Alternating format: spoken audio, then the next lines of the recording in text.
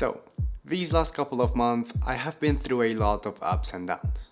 Plenty of time where I was feeling happy, feeling energized, and waking up every day with an enormous hunger to tackle and make the most out of each day. And plenty of time where I was feeling lazy, irritable, and basically way less happy. I even made a whole video about how to get out of a depressive rut, and a couple of months later, I have a better answer to that. And I came to a conclusion for my life, which will probably work for you as well. The comfort zone is killing you. In life, basically everything that you do or that happens can be classified into two different categories. Either those events are inside of your comfort zone or they are outside. And if you start looking at it closely, you will realize that everything inside your comfort zone is related to something almost effortless for you. Basically anything that you can do without any physical nor mental struggle. On the other side, you will realize that basically everything outside your comfort zone is anything that costs you.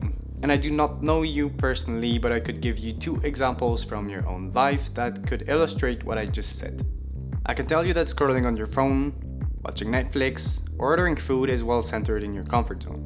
However, going for a run at 7 AM, reading instead of scrolling, and cooking instead of ordering is definitely far from that comfort zone. And if not, well, you already got your life together. So why did you even click on this video? Now, for the last couple of months, I slowly but surely started to strengthen my comfort zone. I basically was not doing anything that would cost me. Playing video games was becoming a routine, scrolling on Instagram would follow my gaming session, and neglecting sports was becoming a trait of mine. What I have realized lately is that the more you stay in your comfort zone, the smaller it becomes. And the narrower this zone gets, the more common activities get kicked out of it. After the pandemic and after this point of my life where I got used to sitting and doing everything from home and where I would spend a lot of time playing video games, things like going to parties was stepping out of my comfort zone.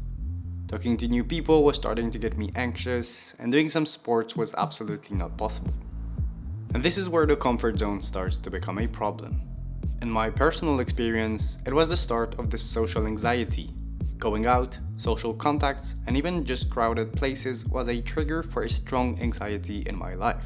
Now, this is the bad part of it, but comfort zone isn't always something bad. If, for example, you start to face your fears more and more over a couple of weeks, they will slowly but surely step into your comfort zone. And while you keep on doing those things and remain into your comfort zone, you will still surely do something healthy for your life. Now, it is true that you probably should not try anything to step out of your comfort zone. I mean, I'm not sure jumping off a plane without a parachute is a great idea. So don't do that. The main reason why people remain in their comfort zone is because of fear. Most of the time when you try to move out of your usual routine, the fear of change and the unpredictable aspect of it are the two main reasons why you fail. However, those people who are able to overcome those feelings are the ones who enjoy the most success. I recently made a video about Stoicism, and I could have applied a concept here, which is the fact that we suffer more from our imagination than from reality. And if you look at the word fear closely, you will notice that it stands for false events appearing real, which truly highlights our capacity to naturally perceive events as scary, even though in reality we are probably totally capable to face them. There are a couple of ways to know whether something is inside or outside your comfort zone. And while it is not by listening to your own brain, it is all about sitting down and knowing who you want to be in life. So I simply sat down, took a paper, and listed down everything that was easy for me to do on a daily basis, and everything that seems not doable for me. The easy column was filled with watching Netflix, sleeping in the morning, playing video games, and scrolling on my phone.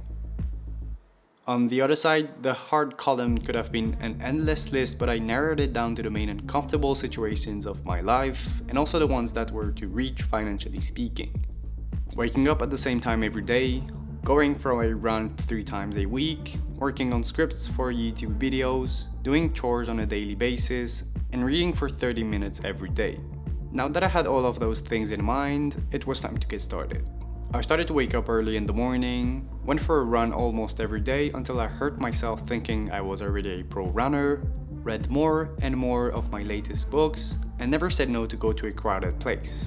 Getting started to step out of the comfort zone isn't something easy, but there is one thing that you need to understand before, and it is the fact that your brain is naturally lazy. And whatever option will be offered to you, it will almost always choose the easiest path.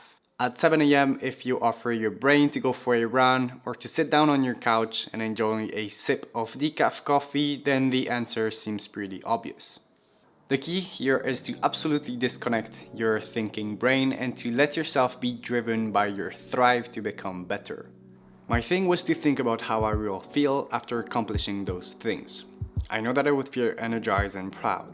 And if this was not enough, I would think about those similar situations from the past to reactivate my sympathetic nervous system in order to get a burst of dopamine. Well, and if this sounds too theoretical and scientific for you, well, try it out on your own and thank yourself later. Now, what is the point? You might be wondering why on earth you should leave a comfortable situation, a routine where you feel happy, in order to get to something uncomfortable, something that gets you mentally and physically drained, and overall something that will avoid you to scroll on your phone. Well, there are a couple of reasons for why you should consider doing it. Number one, it builds resilience. Resilience is probably the most important skill that a human being could master in the 21st century, and it basically means the ability to adapt and face challenging life situations. And now you may have heard someone said once that if they would have been in this situation, they would have done it this way or they would have done it better, but the truth is that without a little training and without a little bit of resilience, very few people are able to face the challenges of life in a good way. Number two, self-actualization. This is probably the core of self-improvement. When we try to become better people and follow a self-development journey, the main goal is for us to know that we are doing better than the day before. Stepping out of a comfort zone is the perfect way to become aware of where we are in life and of our capacities. I personally never thought that I could become a runner, and I still am not, but at least I do know now that I am way more capable and strong than I thought when I would just think about running in the morning. Number three, self-confidence. To follow the last point, the self-actualization process will automatically build self-confidence. Realizing every single day or every single week that you've achieved something new, that you've mastered a new skill, or that at least you've pushed through your limits will automatically raise the self-confidence that you had before. You can of course be more confident when you realize that you can do plenty of uncomfortable things, that you can go through physically draining activities, or at least way more confident than if you would just sit in your comfort zone at home not doing anything. Number four, no more regrets. I think one of the worst feelings that I have ever experienced is regretting something.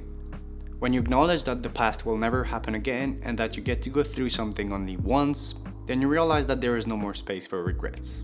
And I remember all of those times where I would not feel like doing anything because it would be out of my comfort zone, and this feeling of knowing that it would have been an amazing thing a couple of days after and that it will never happen again is a strong reason to why I decided to step out of my comfort zone every single day or week of my life.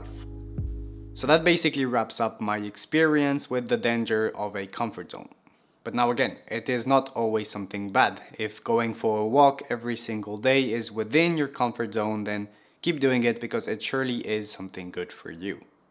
But it won't hurt you to just sit down and list down the things that you fear or that make you uncomfortable and start facing them step by step. There's one thing that could resume the topic of this video, and it is the fact that stepping out of the comfort zone means growth. And compared to what I used to think a year ago, it is not a once-in-a-lifetime change. Instead, once you pushed back your comfort zone, be ready for it to push back at you. And once you finally manage to step out of it, be ready to face new challenges and fears of your life. And yeah, thank you so much for watching. I'll meet you in the next one. Bye-bye.